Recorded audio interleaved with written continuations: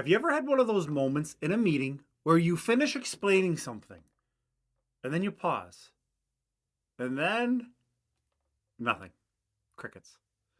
You're sitting there, you're waiting for someone, for anyone to acknowledge what you just said, but instead they either stare like blankly or they just keep doing whatever it is that they were doing before. And then you're thinking, okay, cool. So I guess I'll talk to the wall instead. Because that's what it feels like, right? You're trying to lead, you're trying to communicate to actually get through to people. And they're giving you absolutely nothing in return. You're not crazy for being frustrated. It's exhausting when you have to repeat yourself 10 different ways just to get a basic alignment. Or when you bring up an issue and people nod in a meeting, but 2 days later, nothing has changed. And then you start questioning yourself. Am I not being clear? Do they even care? Or worse, is it me? Am I the problem? Here's the thing. You're not the problem. And your people aren't necessarily the problem either. The real issue is how we say things versus how people actually hear them. Because when communication feels like it's hitting a wall, it's usually not about effort. It's about friction. Something in the message isn't landing where it needs to. Now, most managers, especially the good ones, communicate from logic. We tell people what needs to happen, why it matters, and how to do it.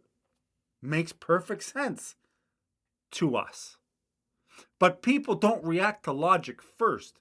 They react to tone, clarity, and let's be honest, how personally relevant it feels to them. So when you say we need to be more proactive about client updates, they don't hear direction. They hear you're not doing enough. When you say this deadline can't slip again, they don't hear urgency. They hear, here we go again, another fire drill. That's the disconnect. You're trying to lead a team forward, but they're hearing pressure, not partnership. And it's not because you're saying the wrong things, it's because you're framing it from your world, not theirs. So if you're tired of feeling like you're talking to a wall, here's the mindset shift. Stop trying to convince people. Start trying to connect with people. Because once people feel understood, they actually listen. Here's what that looks like in real life. Instead of, we need to communicate better with the client, you could say, I know the client's been throwing some curveballs lately, but if we can just get ahead of their updates, it'll make our lives a lot easier. You see the difference? You didn't soften the message, you just reframed it in a way that connects the ask to something that they care about. Here's another one.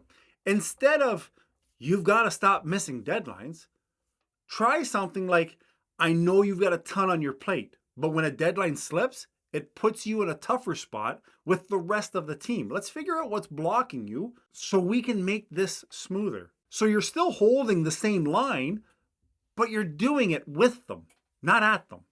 That is how we get through this wall. And listen, this doesn't mean that you need to walk on eggshells or that you need to sugarcoat reality. Being direct is still crucial, but how you deliver directness determines whether it lands or it bounces off. Now, quick pause, because if you're sitting here thinking, yeah, I get this, but I need help actually applying it in real conversations.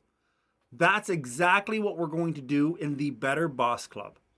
It's where we're going to break down how to lead real humans, not textbook employees, where we talk about scripts and frameworks and you get real world coaching on how to say the hard stuff without losing trust. The doors are going to open, so make sure you're on the wait list to become a founding member where you can help build this club from the ground up. Back to the wall. The reason people tune out isn't that they're disrespectful. It's that they don't feel the conversation applies to them. And as leaders, it's our job to bridge that gap. So here's another tweak that you can make. Instead of jumping straight into what needs to change, Start with why it's hard. When you open with empathy, you tend to lower people's defenses. It's like saying, hey, I get it. This part of the job, it sucks. But we've got to find a better way. That simple moment of recognition gets people leaning in instead of shutting down. Then, once you've got their attention, then you can move to clarity. This is what needs to happen next. And here's how we're going to do it. Here's how we're going to make it easier. See, most leaders, they tend to go in reverse. We lead with clarity, then we add empathy after the fact. But by then it's too late. People already stopped listening. So flip the order. Empathy first, clarity second, accountability third. It's not about softening leadership. It's about smart leadership. You'll notice this, especially when giving feedback. If someone's underperforming, don't start with, you need to pick it up. Start with, I can tell you've been frustrated lately. What's been getting in the way? You'll be shocked how often that one sentence just opens the floodgates. Because now you're not the boss handing down judgment. You're the leader creating space for honesty. And when they finally start talking, you need to listen. Like, really hone in and listen. Don't just wait for your turn to reply. Pause, absorb it, and then respond. Because sometimes what they're saying isn't about the surface issue. It's about how they're feeling underneath it. And once people feel safe to be honest, they become much more open to direction. That's when you can finally guide instead of chase. So the next time you're feeling like, you're talking to a wall, I want you to pause and ask yourself, am I pushing my message or am I connecting it? Because communication isn't about how well you speak. It's about how deeply you're heard. And being heard starts with trust.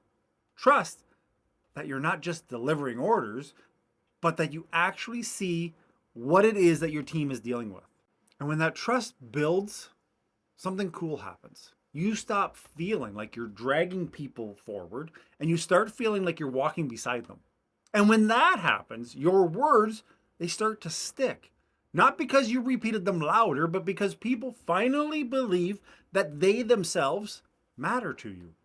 That's when connection stops being a wall and it starts to be a bridge. Now, if you want a simple plug and play kind of guide that helps you lead these conversations with confidence, clarity, then you want to check out the Manager's Playbook. It's the most practical, no fluff guide that I've ever put together and that I've ever seen for handling real leadership moments, the kinds of moments that actually test you.